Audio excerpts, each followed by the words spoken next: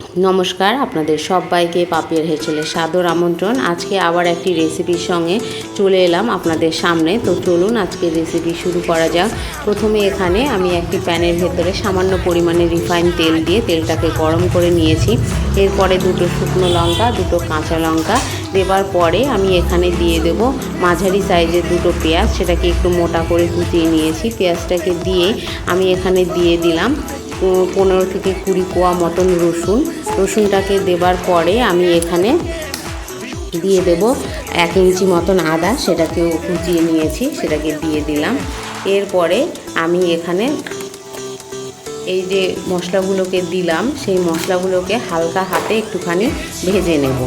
আর এখানে আমি অ্যাড করে দিচ্ছি কাজু, 1 মুঠো মতন কাজু, আর কিশমিশও সেই একই পরিমাণে নিয়ে নিলাম, সেটাকে দিয়ে দিলাম। আর এখানে মাঝারি সাইজের একটি টমেটো, সেটাকেও নিয়ে নিলাম। নিয়ে এটাকে লো ফ্লেমে আস্তে আস্তে আমি এটাকে ভালো করে একটু সতে করে নেব, যাতে এর কাঁচা গন্ধটা শুধু চলে যায়। ভাজা না হলেও হবে, কাঁচা গন্ধটা চলে যেতে হবে, তাহলে এটা রেডি হয়ে যাবে। তো এই রকম করে আমি হালকা হাতে এটাকে আস্তে আস্তে আমি নাড়াচাড়া করে এটাকে ভেজে নেব। আজকের রেসিপি আপনাদের কেমন লাগলো অবশ্যই কমেন্টের মাধ্যমে জানাবেন। লাইক করবেন, শেয়ার করবেন বন্ধুবান্ধব আত্মীয়দের মাঝে, আর সাবস্ক্রাইব করে অবশ্যই আমার পাশে থাকবেন। এই রকম নতুন নতুন রেসিপি পেতে অবশ্যই চ্যানেলটা সাবস্ক্রাইব করে রাখতে হবে। এই যে দেখুন, আমার মশলাটা মোটামুটি সতে করা হয়ে গেছে, কাঁচা গন্ধ চলে গেছে এর থেকে। এবার এই যে মশলাটা তৈরি করে নিলাম, এই মশলাটাকে আমি মিক্সার গ্রাইন্ডারের ভেতর দিয়ে ভালো করে এটাকে মিহি করে পেস্ট করে নেব। এই দেখুন একদম রেডি। এবার পেস্ট করে নিয়ে আমি প্যানের ভেতরে আবার একটু বেশি পরিমাণে রিফাইন তেল দিলাম, মোটামুটি 7 থেকে 8 টিস্পুন মতন তেল দেওয়ার পরে আমি এখানে দিয়ে দিচ্ছি একটি তেজপাতা, এখানে দুটো তেজপাতা রয়েছে, তার সঙ্গে গোটা গরম মশলা, লবঙ্গ, দারচিনি, এলাচ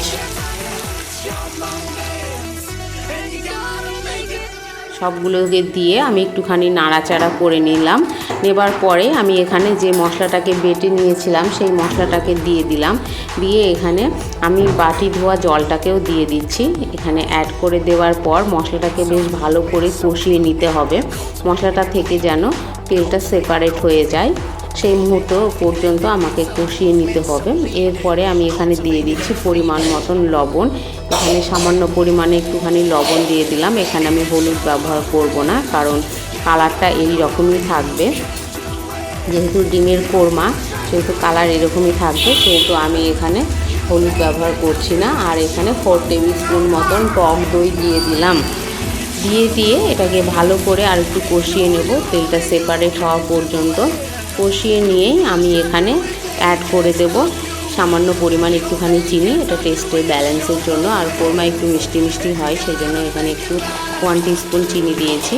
দিয়ে এটাকে ভালো করে কষিয়ে নিয়ে আমি এর মধ্যে দিয়ে দেব সেদ্ধ করে রাখা ডিম। আর ডিমটাকে আমি একটুখানি চিড়ে দিয়েছি, যাতে মশলাগুলো ভেতরে ভালোভাবে ঢোকে।